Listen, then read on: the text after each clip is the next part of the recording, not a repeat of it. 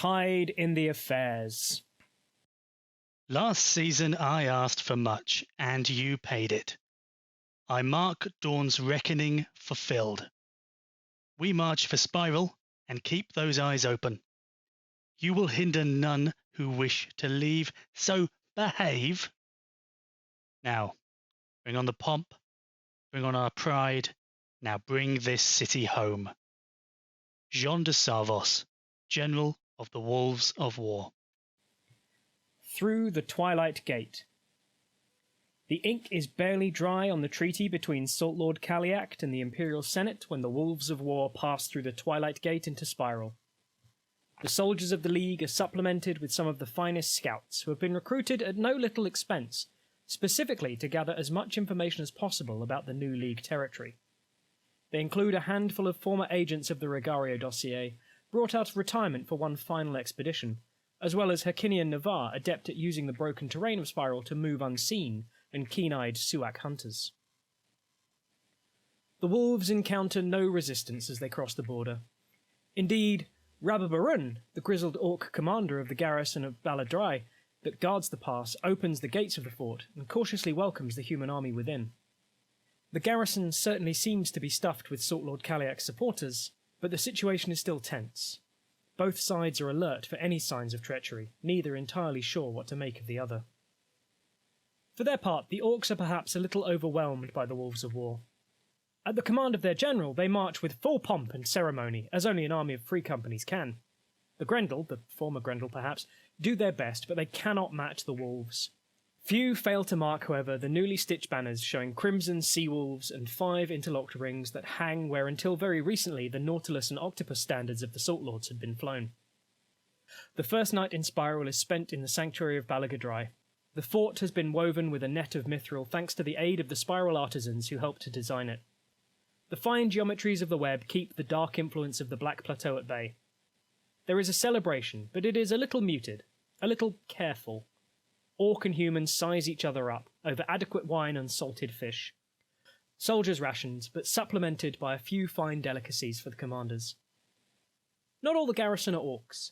There are a double handful of humans here, mercenaries paid for by Rabba-Barun. They're fascinated by the free companies and the opportunities that they represent. There's also a fair number of recently freed slaves, all orcs, who seem very interested indeed in the stories of the other League cities beyond Spiral, beyond the constant unheard drone of that terrible thing squatting at the heart of Screed. Kaliact has proposed an itinerary for the Wolves of War, a procession through the regions, culminating with a triumphant arrival at the city of Nets once the whole territory is secured. The journey serves a double purpose. A show of strength to discourage any who are not entirely convinced by the former Salt Lord's plans, and to reassure the League that nothing is being concealed here. For all his civility, Rabba-Barun cannot conceal his nervousness. It's clear everything is not as straightforward as he would like to present it. The next morning, the first stop is the Legacy. The first signs that this has not been an entirely bloodless affair are clear here. While orcs loyal to Kaliact are in control of the Mithril mine, it's clear that there has been recent fighting here. Rabba-Barun shrugs and laughs it off as nothing to worry about. Surlus LeMay, the overseer of the Legacy, was not one of Kaliak's supporters. Fortunately, they vanished from their private estate during the spring equinox, presumably fleeing Spiral with as much mithril as they could carry. Most of the mercenaries they had employed to guard the Legacy quickly surrendered once it was clear their master had abandoned them. But some of the LeMay family were stubborn enough to try fighting. It did not take them long to introduce them to the reality of the new regime. The Howling Place. It is while visiting the Legacy, while securing ossuary, that the Wolves of War are reintroduced to the miasma that hangs over Spiral. The emanations of the Black Plateau saturate the broken plains, the dry hills, the mountain foothills. The only surcease from its constant wheedling, twisting influence is to take refuge within one of the buildings aligned with the block. There are some priests with the wolves, capable of providing protection from the dreadful atmosphere through the anointing ceremony, but nowhere near enough to shield an entire army. Those of the Cambion lineage are least affected. Rather than succumbing to fear or hallucinations or despair, they become increasingly stubborn. This, of course, creates its own problems. The miasma seems worse at night, when people are left alone with their thoughts. If it finds a chink in someone's armour, it slips ever-questing fingers inside and seeks out triggers that will cause black moods, despondency, or worse. This isn't the first time that the Wolves of War have faced the Black Plateau. They were here 3 years ago when the Leviathan awoke, after all. They take as many precautions as they can, but there is only so much that can be done. Some soldiers cannot face the miasma again and desert. More soldiers disappear in the night during the single season than in the last 2 years. It's best, perhaps, to think of them as having fled back to the cities of the West, cowardly but still alive. There are worse possibilities. Quotes, conquest, end quotes. The distinguished highborn archivist, Dina of the Whitewater, once wrote that, in the end, the extraordinary always becomes the mundane. It seems unlikely anyone will ever find the pressure of the Black Plateau to be mundane, but the actual advance across Spiral? That soon settles into a certain rhythm. The army advances warily, ready for any trap, and encounter little resistance. A few pockets of orcs, either not made aware of the plan or actively opposing it, choose to fight. They do not last long. They either surrender or flee. Wherever possible, the disciplined soldiers of the League try their best not to kill anyone except in clear self-defense. These people are technically still foreigners, after all. In a way, it was perhaps wise to give the lead to the League, even without the obvious symbolism. The main challenge here is to manage the tricky logistics of a swift advance through a territory labouring under the oppression of the Black Plateau. It's a task for professional soldiers more interested in getting the job done than glory or heroism. As one of the mercenary captains puts it, we've conquered an entire territory in a single season with a single army, so history won't give a damn if we didn't have to fight tooth and nail to get there. After Ossuary, Ankra and Sinion. Here they meet the first Urizeni, and their welcome is mixed. By now, thanks to the Heliopticon, everyone knows what is happening. Some people are already making preparations to leave Spiral for Redoubt or Morrow or even Zenith. Others maintain poise, but cannot completely conceal their anger, their frustration, their feeling of betrayal even. From Sinion, the Wolves reach Ateri. Captain Rababarun leaves them, returning to Baladrai. Before he goes, he jokes that next time he sees the League soldiers, he will be Rababarun de Apulian. He is replaced by a cadre of Kaliak's personal guard, led by a sturdy orc captain named Siobhan, and accompanied by a pair of magicians from the Circle of Black Sand. The time has come to secure Screed, where the power of the Black Plateau is at its height. As they push into the region, they are met by a few grim-faced Cambion sentinels, inhabitants of Oblivion's Edge. They bring warning of a recent increase in activity near the Black Plateau. Siobhan and her warriors seem to have no idea who these people are, nor why they're so well informed. The spire they serve is hidden from the Grendel by sheltering wings. In Screed, the Wolves encounter slightly more serious resistance. Not from the Orcs, neither Loyalist nor Leaguist, but from the poor wretches whose minds have been hollowed out by too much exposure to the nightmare atmosphere here. Some may once have been Grendel or Urizen, but now they are relentless killers, driven to attack and slay anyone who comes within reach. They are no match for an army, and while a score or so of soldiers are slain, the region is quickly secured, inasmuch as it ever can be. Apstrus and Depulus. Apstrus holds some bad memories for some of the Wolves.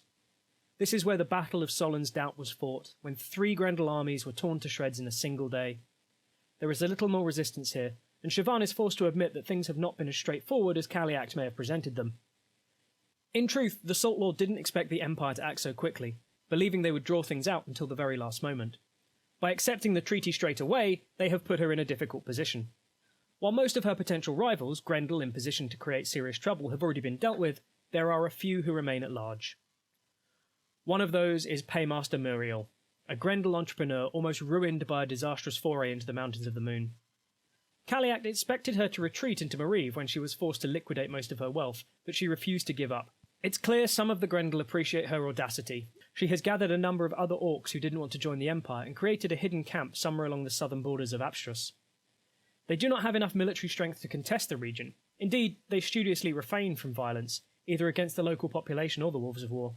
But they refuse to accept that Spiral is now part of the Empire. Attacking them is out of the question. Unless they strike first, any violence against them would be a breach of the peace treaty with the Grendel. There are another few brief skirmishes with orcs still loyal to the Salt Lords, but no great battles. There will be no moments of glorious triumph, no historic victories. On the other hand, when there is fighting in Spiral, the Black Plateau takes notice, and who wants that? No, better to ensure this handover of power as peacefully as possible. City of Nets. The veneer of civility that has attended the conquest so far falls away completely as the Wolves of War move into Apulus. The scouts accompanying the army have seen signs that up until very recently there were 2 Grendel armies in Spiral, but they left for Mariv at almost the same time the wolves came through the Twilight Gate. Intelligence suggests that the Black Eels and the Brine Turtles had been stationed here by the Salt Lords Council, not due to leave until the end of the year. Had they still been present, they'd certainly have fought, and the last 3 months would have gone very differently.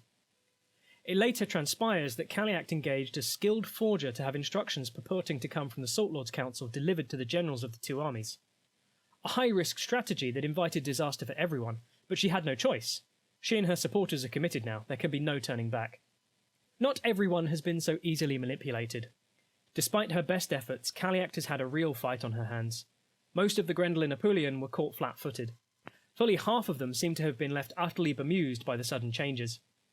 The common portrayal of the Grendel as confident and well-informed is badly damaged by encounters between Imperial forces and large numbers of Grendel who have absolutely no idea at all what is happening, and are completely thrown by it. Barely a quarter of the inhabitants seem to be an active part of Kaliak's conspiracy, and they have faced some serious opposition to their plans. Only the fact that they have the drop on those who have stayed loyal to Duvtraig has provided Kaliak's forces the edge they needed to triumph. Indeed, it becomes clear that the itinerary that Kaliak has suggested was also intended to keep the wolves busy while she did little house cleaning. By the time they were securing Abstrus, the fighting was all but over. There are signs of that violence within the city itself, however, signs of fire damage and broken barricades, and the ugly splash of dry blood here and there in the streets. The fighting seems to have been most fierce at the docks, where the Loyalists tried to seize or fire all of the ships, and at the Salt Lord's palace, where her enemies sought to bring her reign to an abrupt end. Once it became clear which way the wind was blowing, the remaining orcs fell into line with unedifying haste. Here again the banners of the Grendel have been removed, and the Wolves of War approach the city gates. They see crudely sewn flags bearing symbols of the seahorse, the crown and a throne, and the rings and sea wolves. They are received amidst a crowd of disarming smiles, a welcome that is trying very hard indeed to suggest that everything is fine. By the end of the season, Spiral is part of the Empire. It is a territory of the League. The great majority of the orcs here are either aligned with Kaliak or hiding the fact that they are not. Apulian in particular has the feel of a Bravo's tavern the moment before the fighting starts, the kind of fighting that will spill into a riot if not immediately contained. Everyone is eyeing everyone else, trying to work out who is on whose side, and trying not to let the soldiers of the League know that everything is not as it should be. Kaliak's people are everywhere, very visibly so, giving orders, attempting to look in control. Her supporters are in charge, but only just. It is clear her forces are spread thin, and the threat is very real. If they take their eye off the ball, this pendulum could quickly swing again. Game information. Spiral is once again part of the Empire, but it is now a League territory. The Wolves of War have suffered some losses, primarily due to the influence of the Black Plateau, but also due to a few small skirmishes with Loyalist Grendel. This situation is expanded on in more detail in the Winds of Fortune. Further reading. Windfall, the 385 YE Summer Wind of Fortune about the political situation in Spiral. Sense and Sensibility, the 385 YE Summer Wind of Fortune about the religious and spiritual challenges of accepting the Apulian Orcs. And another to be confirmed.